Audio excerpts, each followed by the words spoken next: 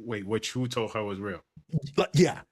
So it's like, imagine you're lying to me, but then I tell you the truth. to make you feel better, I tell you the truth. Yes. Yeah. So then she was like, I feel so bad. Da, da, da. This is what, like, da, da, da. And mind you, she's like spasm, like, be mad. And the thing is, I was never mad in the first place. But when I look at you and you start overreacting, it makes me start thinking. And that's Like, when we start having I'm issues. not reacting hard enough. Like, it's like, should I be? Am I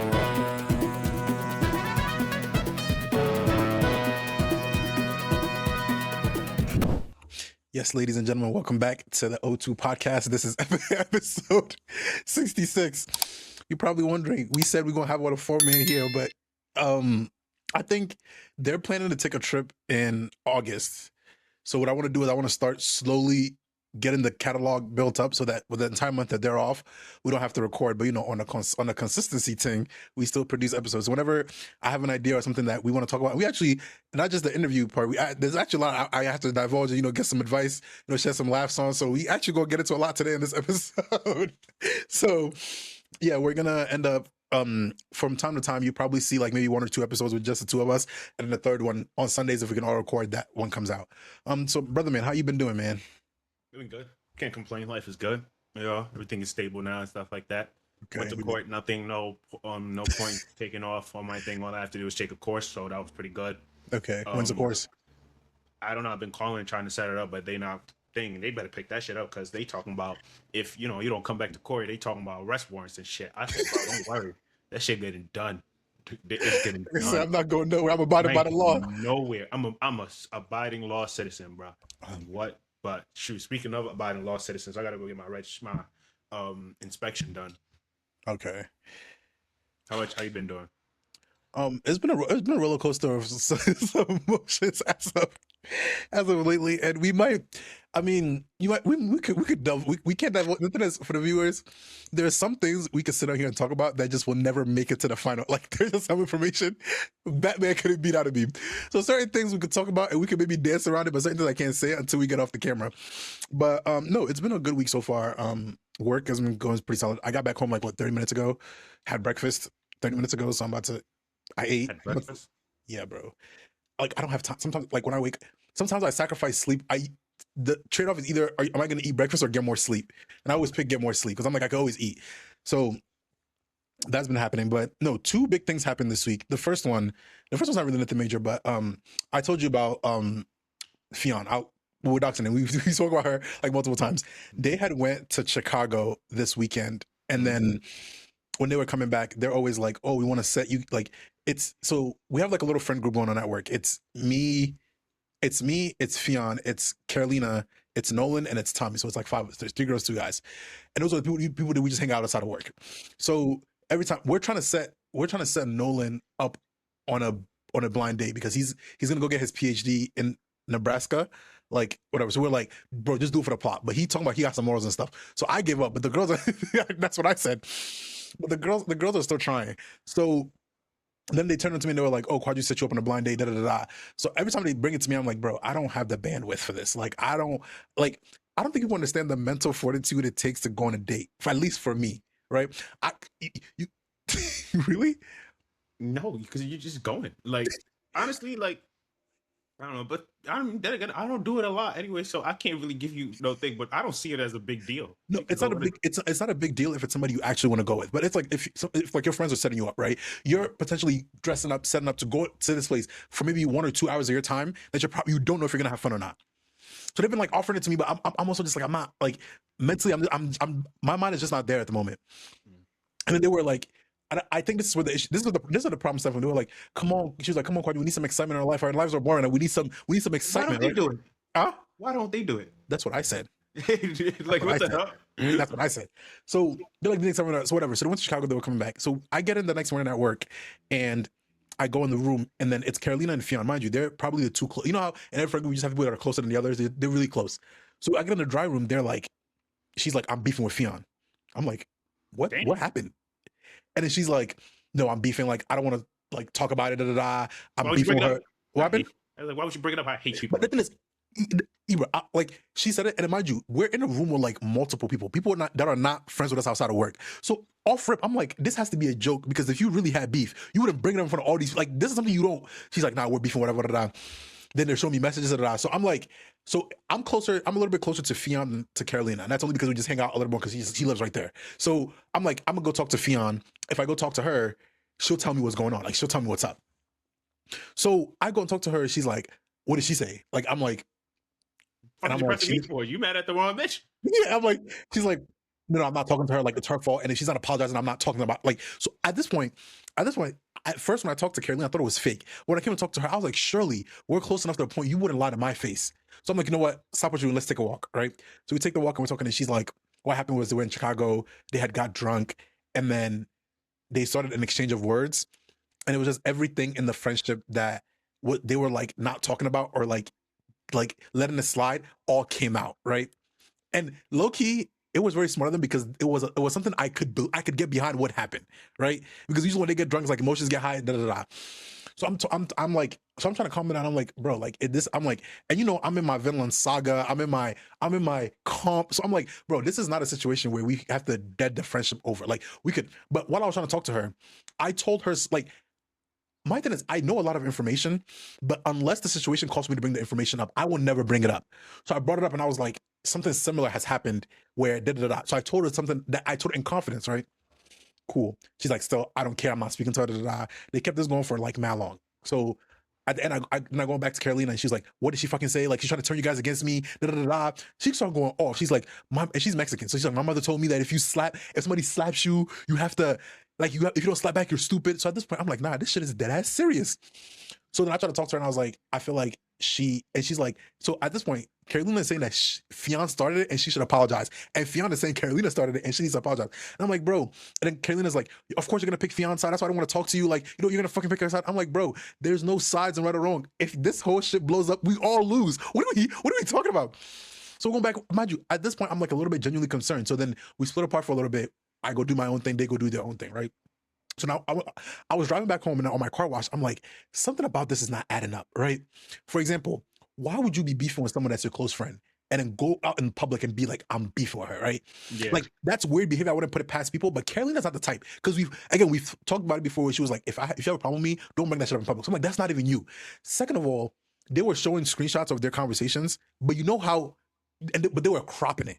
And you know how I feel about crop messages. The moment you crop a message, you're lying to me. I don't want to hear it. There's no ifs, buts, and whats. Because what are you cropping? What you cropping for? Yeah. So then so I was getting my car washed, and while the car was washing, I was like, nah, this is a lie. So I knew it was a lie around 3 p.m., right? And then I came home and I'm wrapping up my semester. So I came home and then I like got on my computer. I got really deep into work. So I zoned out. I didn't check my phone or anything. And I don't have my notification. I'm on like a permanent D&D warrior. Like, it's to the point, if you send me a message, my phone wouldn't even blink. Like, I have to physically click the app to see who sends me a message. So Fiona had texted me. She was like, oh, like, by the way, it was a prank. It was a joke. Right. And when I didn't read that, she sent that like 9 p.m. I didn't read that till like 11 when I was going to bed. So I was like, okay, like, it is what it is. Right. But then because I didn't respond, she started like spiraling and being like, oh my God, are you mad at me? La, la, la, all that other stuff. Right. And then so the next day I go to work, like, they're all looking at me, like they're all like walking around eggshells around me. They're like, hey, come on. I'm like, what? And this, one of my homies was like, let's just fuck with them, right? But then me and Fionn started like going back, and we were like, she was like, she felt bad because the situation was a lie, but what I told her was real. Wait, what you told her was real? Like, yeah. So it's like, imagine you're lying to me, but then I tell you the truth. To make you feel better, I tell you the truth. Yes. Yeah. So then she was like, I feel so bad. Da, da, da, da. This is what, like, da, da, da. And mind you, she's like spasm, like, be mad. And the thing is, I was never mad in the first place. But when I look at you and you start overreacting, it makes me start thinking. And that's like, when we start having issues. I'm not reacting hard enough. Like, it's like, should I be? Am I underreacting? I was like, am I supposed to be mad? And I thought about it and I was like, low key, that was fucked up. Because off a lie, I did all this stuff for you, and you turned around and mind you, after I told you the truth, you still had time to tell me the truth. Like, but you chose to lie for a couple more. And then she like started, she's like, are we done being friends now? I'm like, it was that deep. It was never that deep. It's not that deep, bro. And then we didn't argue about it, but like, we went back and forth, and she's like, I'll give you space. But then she'll say she'll give me space, and then text me back like a couple hours later and be like, are you still mad? And then I was like, And then I texted her and I was like, do you want to come over and talk about it? And she was like, no. And then a couple hours went by. She's like, is that offer still stand? And I was like, you just said, Make up your mind. bro. So we you ended up talking about it and like we hashed it out. But I was like, that was like the only highlight of my. Actually, there was 2 highlights of my week, but that was the only one I could really talk about on camera. But the main reason I asked to come here to the Michael Beasley interview. Mm-hmm. If you guys haven't seen it, Michael Beasley had done an interview with Shannon Sharp, and I watched it a couple of weeks back. But his Ebert just finished it recently, so I wanted to talk about it. What are your first initial thoughts? Because you said you don't even watch Michael Beasley like that. No. I've seen like him on a podcast before, on the Pivot podcast, Okay. and like he was just talking about like his main trauma. That's why when you was like watch it, I was like, bro, this nigga is too traumatized. Like, so I know how this interview was gonna go before I seen any clips and stuff like that. But my thing about it is, it's just like you just see a hurt individual who don't know how to deal with his pain. That's like the main overall gist. But like, you know, and he's crying out for help, but nobody knows how to truly help him. You know. But he had some bars in that interview though. Yeah, he did. He did. There's a lot of I'm trying to there's a think lot of things that he said. I'm trying to think what He said you judging my decisions without knowing what my choices were. Ooh, I was like, that's what I was like. That's a Yeah, great. I was like bees. And Yeah. I really thought about that. I don't know about you, but recently, don't get me wrong, I still judge, but I think the different thing that I do now as opposed to before is that I judge people knowing that I'm not in their shoes, and that maybe if I was in their shoes, it'd be a completely different story. Yeah. I feel like most people don't realize that is that you see somebody do something or somebody take a certain route, you just start judging them. But it's like, you don't know the options that they had or whatever they had to do to make that choice that they just made. I think it's Right. like, I feel like in general, I feel like people are hypocrites, including myself. Like, Yeah. you know, something I would be sad about, I would laugh at another person for. Like it's you know what I mean? Like, bro, Like like if somebody get their heart broken, man yeah, up. You get your heart you know, broken, you'll be all right. nothing is funny and you can't eat. Exactly, bro. Like, if something happened to me, that shit is not funny. But if it happened to somebody else, I'd laugh. So it's like in general, like, bro, people are hypocritical. But like the main thing that I say is like, you know, like you can get the gist from like his whole lifetime. He's just been wanting and crying out for help, you know, but doesn't know how to ask for it or get it. And like when he does go about it, he's going about it in a way where he's looking for love and consideration from people who honestly are dedicated to just misunderstanding him or not truly having his best interests at heart or not truly wanting to helping him for the right reasons. Because like a lot of the things that he kept on saying was like, oh, but y'all kept laughing. Y'all kept laughing. Y'all laughed at me. Y'all laughed at me. Y'all laughed at me. And it's like, those are just the words of a person who's just like, you know, even though sometimes it's like reality is different based on sometimes the pain levels that we deal with. Like, you know what I mean? Like, for example, him having the wrong shorts. Everybody just laughing because haha, it's the wrong shorts.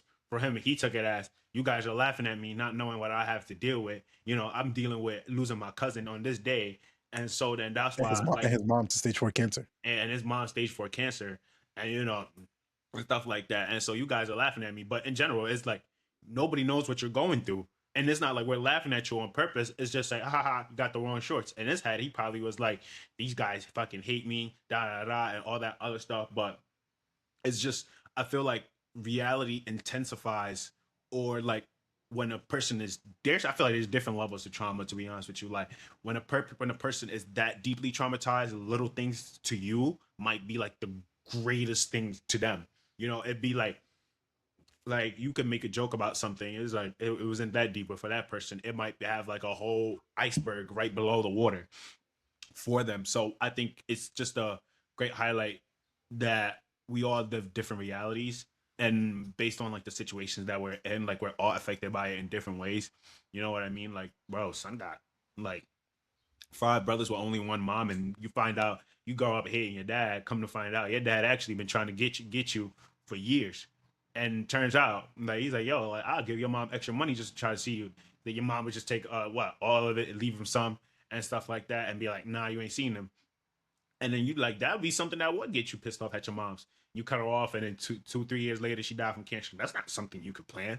Like, you know what I mean? Like that's a different level of pain, because it's like I'm mad at my mom for cutting me off from my dad. Now I'm mad, I'm lost my mom for real, for real. Like I can never talk to her again, no matter. This ain't even a choice, you know. So it's like it's it's crazy to see how different some people's realities are. Because I feel like I've been through some traumas, but I ain't been through certain things like I've that. been through Michael Beasley's. But the thing, a good point that he brought up was that, like, and a lot of people online were saying was that there's a lot of Michael Beasleys and black men that we don't talk about, like going through that level of pain and feeling like you can't talk to nobody about it. Like, I Mhm. didn't know him as an NBA player. Like, when I played like NBA 2K13, his name popped up on the Heat like once or twice. So that's how I knew Michael Beasley. But I was like, I never knew he was going through all this. But then he, again, like I don't want to say, like maybe he didn't speak to anybody about it, but I don't know. I don't think he was given the platform to be able to speak with people to hear him, right? And I also think it's very like, I don't know a lot of niggas who could go through trauma and then come back and talk about it. Because I go through some shit, I want to forget about it, and I want to bury it so deep you can never go dig it if you find it. But So I was like, I find it pretty interesting that he was able to go dig that back up. But nah, that interview, I watched that and I was like, damn, bro. like honestly, no, like what you said, I feel like everybody deals with things differently though. Like I feel like for the people who can't truly talk about it, I don't know, maybe it's just me. Like if I'm able to talk about something hurtful that happened to me, it's because I've gotten over it. Like Yeah, now it's like a I can laugh and giggle about it. You know what I mean? But some people can talk about it. Everybody deals with everything differently. Not everybody deals with things the same. Like you might sit down and just be quiet. Other people, they'll cry you a river and let the whole world know what's going on. You know what I mean? Some people carry their emotions on their shoulders. Other people, they just bury it deep down inside. Everybody, we're all different in how we are. And one isn't more or right or wrong from the other. It's just how you choose to deal with it. But I feel like, the ability to talk about it though is good in a way. Cause I think it's like a lot of people, I think they just need permission to feel the way that they feel, even though like, for example, it's like, you might be sad, but sometimes it's just like, you just feel alone in your sadness, but you hear somebody else going through it. It makes you feel a little bit better, not in a way of like, oh, somebody else is going through it, haha. But it's like, you're not alone in your pain. And I feel like a lot of people just want somebody to comfort them in their pain. So I think is that's the interview like that is good in those portions because growing up without no fridge, damn, every shit, everything hot. everything, yo, no fridge, bro, Like man. I I when I was watching the interview, I was like, how do I like the way I used to deal with stuff, at least when I was a kid, because you guys saw me grow up as a kid, is I wouldn't say anything. I would just go silent. And what that would do for me, and I realized this, I recently just realized this like 2, 3 weeks ago, is that what it does is it's like a microwave that you keep, and the longer you keep going, the more hot it gets. And what happens if you keep it on so long, you just blow up at the most random times. And I Mhm. was reflecting, I was like, the amount of times in my life I either got angry at somebody, reacted a certain way, did something, and the situation probably had nothing to do with them. I mean, I can't go back and apologize, but I would like to say I'm sorry. But I'm like, there's so many times I was thinking about where I'm just like, I was angry for no reason. Like, what was the moment I thought about? Like, um, the what you call it uh, at the Cape Yeah. after I almost had dropped and I went silent for a while. Mhm. I was thinking about it. I was like, you just got saved. What was the silence for? What was that for? But I Mhm. was thinking about, I was like, it was something that had happened maybe 3, 4 weeks ago, and Mhm. that event just triggered it, and I just didn't know how to handle it because I didn't bring it up when it was supposed to be brought up. So my initial action was just to go silent again, right? And when I came to that realization like recently, or like a week, 3 weeks ago, I was like, I need to get more in the habit of if something bothers me, I don't necessarily have to get into the nitty gritties of like being like, this is how I feel, this is how I do it, but being able to like say it out loud and admit to myself, I'm upset. I need some time to think about this. Can you like giving myself that outlet? So I remember what had happened a couple of weeks ago happened, and then one of my friends actually, her name is Libby. She actually watches the podcast. I called her and we were talking, and then something had come up, and then recently something she had something very similar happen to her, and she reached out to me and she was like, I don't know what to do. You have some advice? And I'm not gonna lie, I was moving like Master Uguay on that advice column, man. And but I genuinely believe what I was saying, but because the advice I gave her was that I was like, you don't necessarily owe anybody forgiveness, but you got to be able to free that like anger you have in your heart, not just for them, but so that your blessings can flow more easily. Because you realize you're angry at people, you hold that to your heart. You don't realize you're blocking your own blessings, dimming your own light for somebody that probably doesn't give a fuck. So I was like, Real talk. whether you forgive them now or you forgive them later has nothing to do with you. But forgive them just for the sole purpose of being like, yo, I have freed my heart from the situation and I'm ready for my blessings to flow on me, regardless of what. And she's like, damn, we get that from. I was like, I've been in my Bible recently. You know, your boy's been on that Psalms. I've been in that Psalms, my boy. Before I go to bed, I read. I wake up. We'll talk about that in a different segment. But I'm like, Praise Jesus. so many things that I'm like saying. I'm talking about. I'm just like, bro. I wish. And even this point came up in the interview. I was like, I wish I had this version of myself maybe when I was 16 or 15. But I was like, if you had that version of yourself, you would have robbed yourself of every other experience that you had. And what did Michael Beasley say? That's selfish to tomorrow, because tomorrow is no survival. That's Mm-hmm. selfish to you tomorrow. So just little stuff that I like got like I like thought about in the interview, and I'm glad. I'm actually surprised. I don't think you're gonna get through it this quickly. I thought it was gonna be like next month or something, because it was a long interview. But I'm Nah, glad. when I Oh, drive, I usually listen to podcasts. So it's okay, like, or like clean up, or like shower and stuff like that, or like when I cook. That's when I usually like listen to it. okay. So I'm glad you got through that, because that was like a really good interview. And so the next one I wanted to bring up, your boy's been in his Bible, all right? Mm-hmm. Because up until it's like the way I feel like sometimes when when I go through stuff, I feel like it's God just being like, look at your dumb ass. You went out on your own way, did what you had to do. Look where it brought you Look to. at what Right brought you back right to back to me. me. Right Right back back to me. to me. Right. And it was I told you for years we didn't like I'm never gonna come on this podcast and talk and speak about the negative aspects of my life, because I feel like those part you deal with it on your own, but we share some positive energy in here. But like something happened, and like I was pretty hurt about it. It was just more of like confusion, a little bit of anger, and like a little bit of sadness about it. And I had reached out to my mom. My mom was like, for the next 150 days, what I want you to do is read the book of Psalms. Like every day you read a chapter. And after you read it not to understand it, but when you read and you pray, ask God to use that book to make some changes in your life. Cause she's like, it sounds like you need it. I was like, you have to say all that, but cool. And I've been like, so the habit I've been building, like I've been doing it for like maybe like 2 weeks now. Is like, I'll wake up, my Bible's on my bed. So before I go to bed, I'll read a new chapter. And then when I wake up, I'll read the same chapter to just reinforce it. And then I'll pray based off of that. Right. And I haven't noticed no changes or nothing. The $1 million ain't hit my account yet, right? But every day I'm waking up, I'm realizing I feel a lot better about certain things. It's the renewal of the mind, brother. And it's not even I feel like I'm I'm getting to the stage where like I go out and something happens, my reaction is completely different. Like I am 50 times the most calmest I've been in my entire life, bro. I'm like, damn, Because it's the realization that God is working in your life. bro. And no matter how much you feel like you in control, you really ain't. And Bro, you know, the amount of bro, like these days, some like the past couple of like the last 2 weeks, something will go left or something. Bro, I'm calm as a bitch. I'm like, I can either fix it or I can't. It is, and most of the time I can fix it. So I'm just sitting here and I'm just like, damn. And I told myself that that's right. I Like, would. like when you were like you getting arrested, you flirting. I'm like, bro, what the fuck do you want me to do? What do you want me to do? It's But like I'm some like, situations already happened. All right, cool. but That's how I'm it's just going. like, it's just, I don't know. But I haven't felt this level of like calmness in a while. Peace. And like situations are still throwing themselves at me left and right. But it's like you just, I'm just like, I'm dealing with it or I can't. But either way, my life has to move on. And the feelings that I had about the situation before, they're gone. Like I don't. I'm just sitting here and I'm like, I'm fine. I'm okay. Like, not like my prayer now is that I don't get to that point ever again. That's my next prayer, is that can never happen again. But I'm just sitting here and I'm just like, it's good. And I wanted to come on the pod and like do a segment where I talk about the book of Psalms, but I'm like, No, let's do it. did I say no more about that? Yeah, We let's have do a new it. segment. The O2, we're going to title it, but Yeah. I'm in chapter 11 right now, but I can go back to chapter 1 and then We because can both read it and then like come back and talk about it. my brother, man. Yeah, come on, man.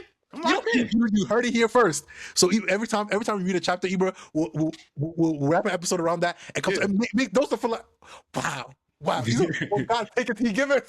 Yeah. I told you, bro, I'm trying to change. So you heard it here first, ladies and gentlemen. We are moving forward, not today, but moving forward the episode. We're going to be tackling the Book of Psalms, using that on this podcast. I feel like, one thing I wanted to do more with this podcast is showcase a lot of our personalities. And I feel like, at least for me and you, religion is becoming like a prominent part in our thing. Like it's becoming like, it's always been there, but it's the center. it's the center developing more now. So that's something we're going to share. And I know one person that watches this, L'Oreal, she was my friend back in college. She going to love this segment because she be deep in her Bible. So we're going to throw that little segment on, but I'm going to have the editor do a little something. We're going to make it real special and nice for y'all. And hopefully, the benefits that we get from it, we're able to share with the people that decide to watch and view it with us. So now I'm actually pretty excited about this. It gives you something to look forward to in the summer, man. You got anything else, Ibrahim? We got to end this episode off on the high. You got anything else, Ibra? Let me say, I'm trying to think. Like, not much. No, that's pretty much it. Much. Without any further, ladies and gentlemen, I think we're at 121 subscribers. Fiona was our 121. She made sure I knew about that. So without any further ado, ladies, Big motion. So without any further ado, ladies and gentlemen, it's been your boys over here at the O2 podcast. I don't know how much of this content is all going to be released, but hopefully, right now I'm looking at 42 minutes. So I don't know where this video ended up for you guys. But we're able to carry something along for you guys. So without any further ado, make sure to like, comment, subscribe. And starting next week, when it's just me and Ibra, we're going to be divulging into the book of Psalms. So make sure you're tuned in with us, and you're also offering your interpretations of it, and we keep pushing, brother. So without any further ado, ladies and gentlemen, it's been your boys over the O2 podcast, and we'll see you guys next week.